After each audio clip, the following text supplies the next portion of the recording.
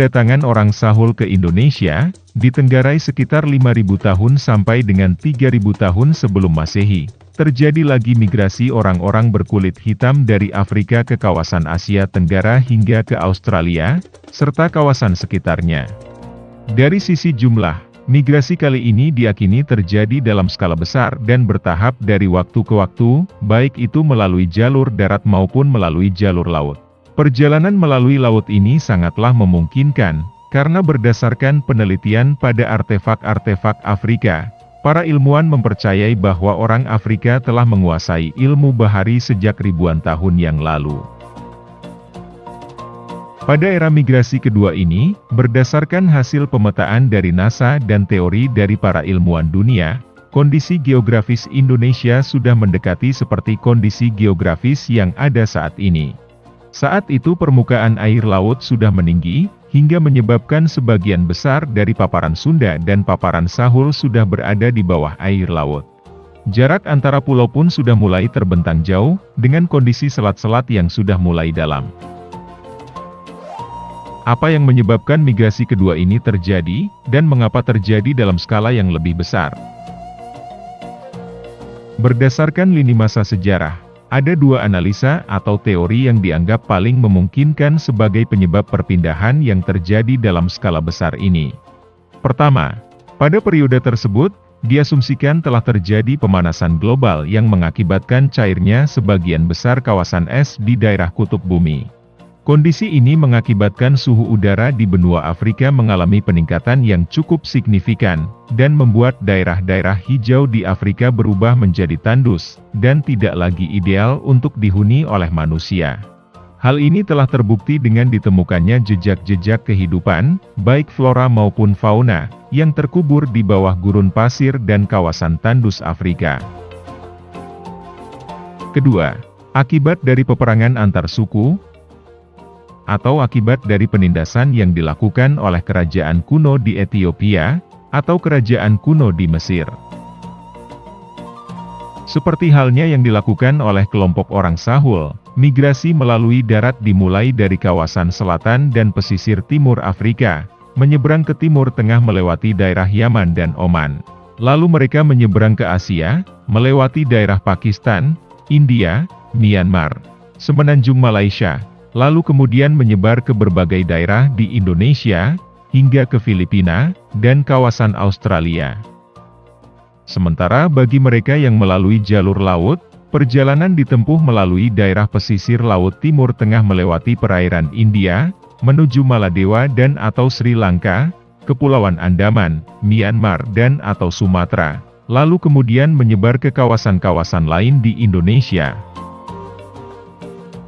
Mereka inilah kaum yang dulu disebut dengan ras Negrito, atau sekarang disebut dengan orang Melanesoid, atau orang Melanesia.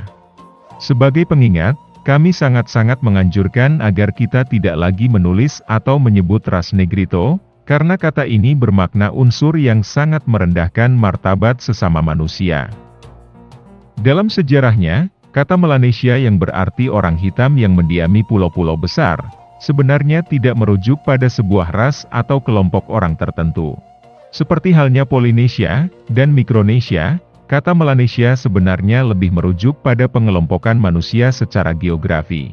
Namun entah mengapa, terlepas benar atau tidaknya, saat ini penggunaan kata tersebut juga dikaitkan dengan pengelompokan sebuah ras.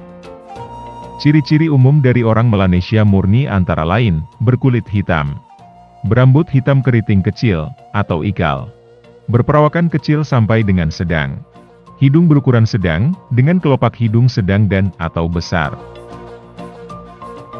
Leluhur awal orang Melanesia tinggal secara berkelompok, dengan anggota berdasarkan kekerabatan, baik dari sisi ayah maupun dari sisi ibu. Mereka masih menggunakan kayu dan batu-batuan kasar sebagai alat perkakas mereka.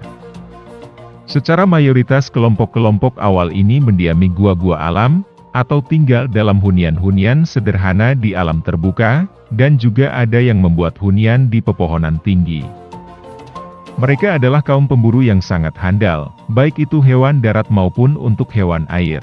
Salah satu keunggulan orang Melanesia yang sangat luar biasa, bahkan hingga saat ini, adalah dalam memburu hewan air di kedalaman laut.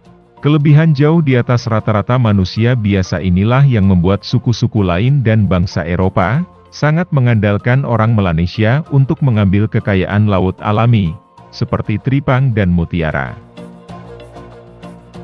Selama beratus-ratus tahun, dunia mempercayai bahwa orang Melanesia adalah kelompok orang-orang nomaden murni, berlatar belakang kebudayaan yang sama.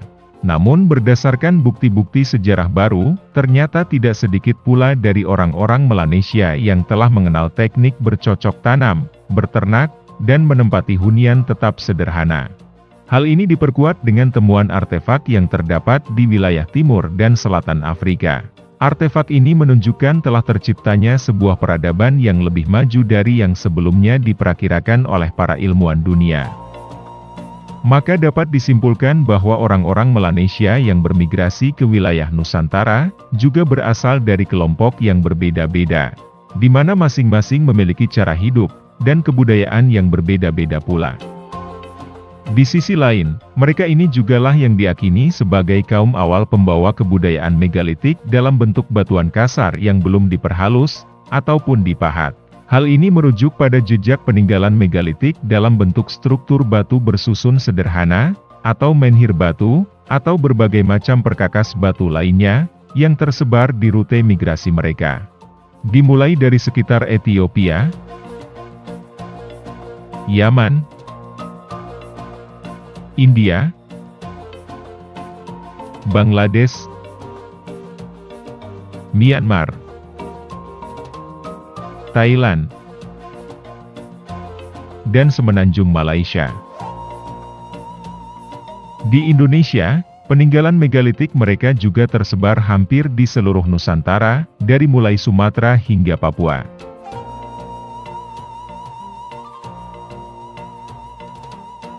Di Indonesia, kegunaan dan tampilan dari struktur batuan besar ini dipercayai kelak disempurnakan oleh orang-orang Austronesia yang datang kemudian, hingga semakin memperkaya seni budaya megalitikum di Indonesia.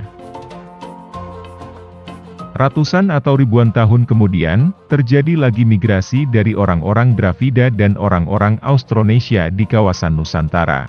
Di beberapa tempat, sebagian dari orang Melanesia, orang Sahul, dan keturunan dari hasil percampuran mereka, menerima kedatangan kedua bangsa baru ini dengan tangan terbuka. Maka terjadi lagilah akulturasi dan asimilasi di antara mereka, melahirkan keturunan-keturunan baru, dan kebudayaan-kebudayaan yang saling mengadopsi. Sementara bagi yang menolak kedatangan bangsa-bangsa baru ini, memilih untuk berpindah tempat. Secara mayoritas mereka menyingkir ke kawasan timur Indonesia hingga ke kawasan Australia. Bahkan di Tenggarai, perpindahan mereka mencapai kawasan Polinesia dan Mikronesia. Sampai saat ini, keturunan dari orang-orang Melanesia murni masih dapat dijumpai di beberapa tempat, sesuai dengan jalur awal migrasi mereka.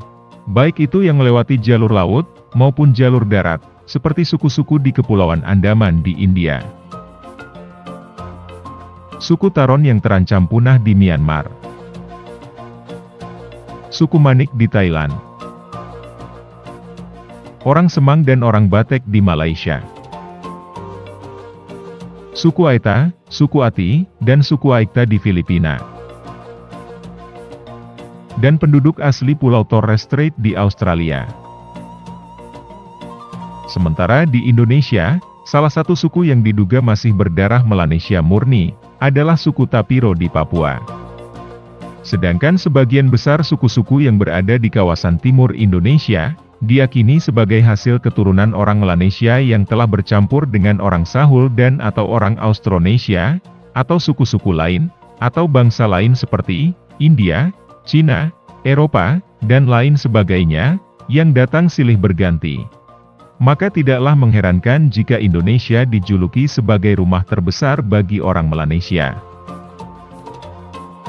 Demikianlah pembahasan singkat dari keberadaan orang Melanesia di Indonesia, atau video bagian kedua dari serial video pembahasan leluhur Nusantara. Salah satu leluhur awal bangsa Indonesia yang telah menjadikan bangsa Indonesia sebagai bangsa yang beragam, namun tetap satu. Karena sejatinya, kita semua bersaudara.